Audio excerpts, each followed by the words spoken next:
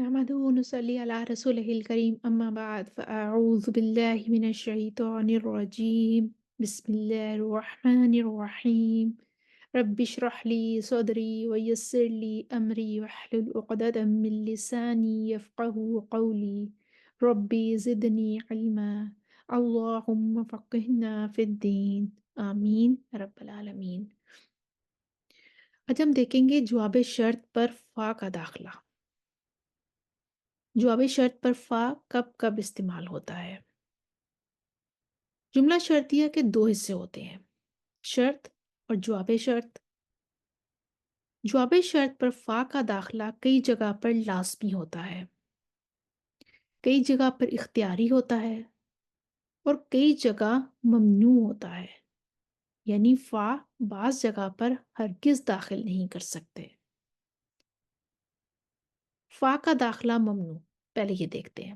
اگر جزا جواب شرط فعل ماضی آئے، یعنی کہ جزا جو ہے ہمارے پاس، جو جواب شرط جس کو ہم کہتے ہیں، وہ فعل ماضی آئے بغیر قد کے، وہاں پہ قد کا استعمال نہ ہو۔ جواب شرط ماضی، فعل ماضی تو ہے لیکن قد نہیں آیا ساتھ میں، تو جزا پر فا کا داخلہ ممنوع ہے، یعنی فا ہرگز داخل نہیں ہو سکتا۔ ہم مثال دیکھتے ہیں، ان اکرمتنی اکرمتکا، یعنی اگر تو میرا اکرام کرے گا تو میں تیرا اکرام کروں گا۔ اس میں اکرمتا یا اکرمتو فعل ماضی ہے، اس لیے اکرمتو جو کہ جزا ہے، جواب شرط ہے، اس پر ہم فا نہیں داخل کر سکتے کیونکہ قد نہیں آیا۔ ٹھیک ہے، قد کے بغیر ہے، اس وجہ سے ہم اس پر فا نہیں داخل کر سکتے۔ ہم دیکھتے ہیں فا کا داخلہ اختیاری ہے۔ اگر جزا جواب شرط مضارع مثبت ہے یا مضارع منفی ہے تو ہم فا کو داخل کر بھی سکتے ہیں اور نہیں بھی کر سکتے۔ جیسے مثال ہے، ان تضربنی اضربکا، اگر تو مجھے مارے گا تو میں تجھے ماروں گا۔ اس میں تضربنی اور اضربکا فعل مضارع ہیں، اس لیے اضربکا جو کہ جزا ہے، جواب شرط ہے، اس پر ہم فا کا داخلہ اختیاری ہے، ہم کر بھی سکتے ہیں اور فا نہیں بھی داخل کر سکتے۔ اسے ایسے بھی لکھا جا سکتا ہے، ان تضربنی فاضربکا، ٹھیک ہے، اور اس کو ایسے بھی لکھا جا سکتا ہے، ان تضربنی اضربکا۔ ان کو دونوں طرح سے لکھا جا سکتا ہے کیونکہ فا کا جو داخلہ ہے وہ اختیاری ہے۔ اگر جزا جواب شرط مضارع مثبت ہے یا مضارع منفی ہے تو ہم فا کو داخل کر بھی سکتے ہیں اور نہیں بھی کر سکتے، یہ ہمارے اپنے اختیار میں ہے۔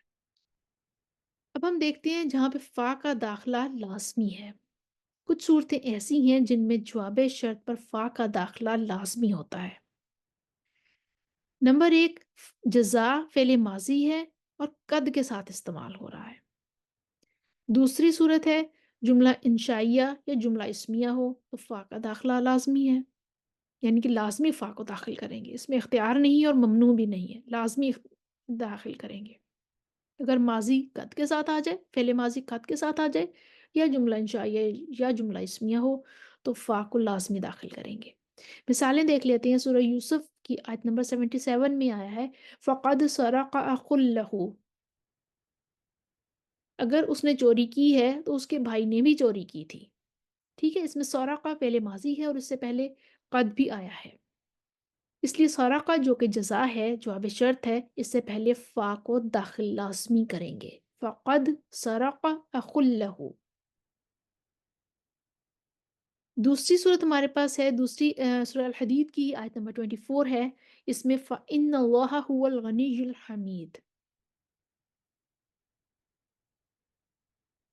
جزا جملہ اسمیہ ہے، ٹھیک ہے، اگر وہ منہ موڑیں گے تو بے شک اللہ وہی بے نیاز بڑی تعریف والا ہے۔ ان اللہ هو الغنی الحمید، یہ پورا جملہ اسمیہ جزا کے طور پر آیا ہے، جواب شرط بن کے آیا ہے، اس لیے اس سے پہلے فا کو داخل کر لیا، فَإِنَّ اللَّهَ، ٹھیک ہے، اس میں لازمی داخلہ ہے، جملہ اسمیہ آ گیا۔ اب جملہ انشائیہ اگر آ جائے تب بھی ہم نے لازمی فا کا داخل کرنا ہے۔ جملہ انشائیہ میں امر اور نہیں کی مثالیں آ جاتی ہیں، ہم ادھر دیکھ لیتے ہیں، جو قل ان تحبون اللہ فاتبعونی، اگر تم اللہ سے محبت کرتے ہو تو میری پیروی کرو۔ اتبعونی، یہ پورا جملہ انشائیہ ہے کیونکہ فعل امر ہے جو جزا ہے، یعنی کہ جواب شرط ہے، اس لیے اس سے پہلے فا کو داخل کیا ہے ہم نے۔ تم نے دیکھا کہ فا کن صورتوں میں لازمی داخل ہوتا ہے اور کن صورتوں میں بالکل داخل نہیں ہوتا۔ فا اگر جن صورتوں میں ممنوع ہے فا کا داخلہ، وہ ہے کہ فعل ماضی آ جائے لیکن بغیر قد کے آئے، تو ہم فا کا بالکل داخل نہیں کر سکتے۔ دوسری صورت ہمارے پاس آ گئی کہ اگر جزا یا جواب شرط مضارع مثبت یا مضارع منفی ہے تو ہم فا کو داخل کر بھی سکتے ہیں اور نہیں بھی کر سکتے۔ اور تیسری صورت ہمارے پاس آ گئی کہ جس میں لازمی ہم نے فا کو داخل کرنا ہے، وہ ہے کہ جزا فعل ماضی ہو لیکن قد کے ساتھ استعمال ہو رہا ہو، تو لازمی ہم فا کا استعمال کریں گے۔ اور دوسری صورت ہے کہ جملہ انشائیہ یا جملہ اسمیہ ہو تو لازمی فا کا داخلہ ہوگا۔ تو اس طرح سے ہم نے پڑھا کہ کون سی کنڈیشنز ہیں جس میں ہم جو شرط ہے اس پہ جواب شرط پر فا کب کب استعمال کر سکتے ہیں۔ امید ہے سمجھ آئی ہوگی۔ وآخر دعوانا ان الحمد للہ رب العالمین۔ السلام علیکم ورحمۃ اللہ وبرکاتہ۔